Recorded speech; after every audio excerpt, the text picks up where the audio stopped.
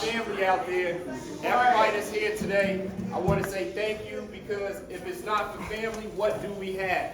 So I'm super thankful for family. And Sister Kim has said, she said something about a winner within.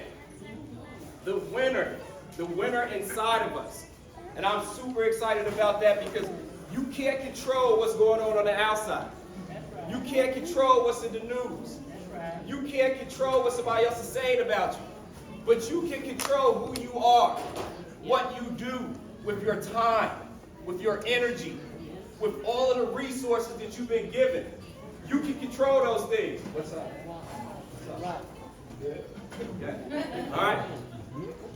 I started out, right, I want to, first of all, shout out my mother, right here. My father, right there, Rock Paul.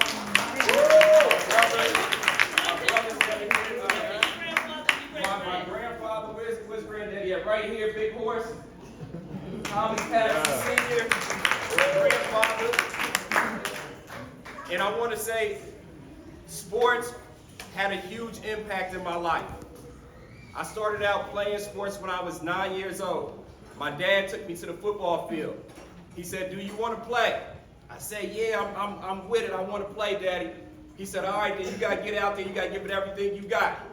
I said, "I want to play, but the coach, he coached us in baseball, and he yells at us, and he calls us other stuff." My dad said, "Do you want to play?" I said, "Yeah, I want to play." He said, "You're not playing for a coach, man. You're playing for yourself. You go out there, you represent the family." That teaching right there taught me how to live my life. Until today, we was in Charlotte, North Carolina. My auntie was precious enough to let us stay at her house when we flew in. We live in Indiana, me and my wife. My wife is right there, Gabrielle Gibson Paul. Hall of Fame basketball player. Hall of Famer right there. Hall of Fame. You don't like me saying that, but there's not many people that's in the Hall of Fame. Okay? But we were staying at my auntie's house, so we don't get to go to Biscuitville a lot where we live at. Okay? There's no Biscuitville where we live at. So we said, let's go to Biscuitville. So we at Biscuitville, you know, my wife is pregnant, so I got to make sure she's good. So we pull up, we order, of course, they forgot to put the cheese on her eggs. So she was like, "Babe," I was like, "Say no more, I'm gonna go inside." So I go inside and go to the cash register, I say, "Hey, you know, you didn't put the cheese on the eggs, got a pregnant wife." They're like, "Oh, no problem, we'll do them over." I'm like, "All right, cool." Standing right next to a young man, turns right towards me. Now, all I had on was a Cincinnati basketball shirt. Dude turns to me and says, "Hey man, are you a coach?" I don't even know this dude. I said, "Yeah, I am a coach." He said, "Oh man, I knew you was." I'm thinking, how does he know that I'm a coach? I don't even know him. But that just shows how when you walk in and you know who you are, other people can recognize it. Yeah. They can smell it on you before you can say something. I didn't have to say nothing to this young man. He already knew by the way that I was walking something was different. That's right. And then I'm talking to him, and all of a sudden I realize, yeah, I might be a head coach now for a women's basketball team in Indiana, but I didn't start off there. I started off as a student manager, washing floors, cleaning backboards, doing all the stuff that nobody else wanted to do. My uncle, Tom Patterson Jr., gave me my first opportunity in coaching. I took it, and I took advantage of every opportunity that came in front of me. And I developed what I call the athlete's mindset. So sports, sometimes we look at it and we just say, "Oh, you know, this person is famous, or this person's making this money." But I'm telling you right now, when you're younger, and if you got younger kids, get them in sports. Because my parents, they did a phenomenal job with all of us. But they started us off in sports.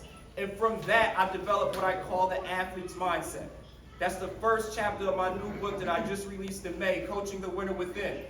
I got copies in the back if you want to grab a copy for $25. Okay, I'll sign your copy before you leave today. But chapter 1 is all about the mindset. Because if you can change your mindset, you can change your situation. I'm going to say that again because some of y'all are not listening right now. If you can change your mindset, how you see things, the perspective that you have, guess what? The situation may not change, but you can change, and then you change the situation. Because you got the power when you can change your mindset. In the seventh grade, I went out to try out for the basketball team. I thought I was nice. I'm out there at the outdoor parks doing my thing. I don't know that I'm traveling, that I'm double dribbling. I don't know that I'm not good. I'm not nice. I went out to try out for the team. I got cut. Went to the gym wall. Everybody's looking on the wall. I don't know if y'all remember those days, but I'm checking the list. I'm like, oh, my name's not on there. What's going on? They must be made a mistake. Coach, what you doing, bro? You cut me. He said, yeah, man, you ain't got no fundamentals. I said, what? What is that? He said, exactly. You need to work. I went home. I'm thinking, you know, my mother's going to cuddle me. I'm like, Mommy. She like, I can tell something wrong with you. What's going on? Mommy, I got cut. In that moment, she reshaped my mindset. She said, what are you going to do about it? And I said, huh? I don't think you heard me. I got cut, Mommy. She said, yeah, but you got to do something different if you want a different result next year. And I said, I don't know what to do. She said, call your uncle. He does something. She didn't even know. She's like, he do something with basketball. Call him. I said, okay. Call my uncle. Started working out with my uncle. He started training me. I never got cut again. Never, ever got cut again. But what if I wouldn't have changed my mindset in that situation? I could have still been making excuses and blaming other people. And some of us today, you in a situation now, and you talk about your mama, your daddy, what happened last year. Last year's over. It doesn't matter anymore. What matters is, what are you going to do with your time?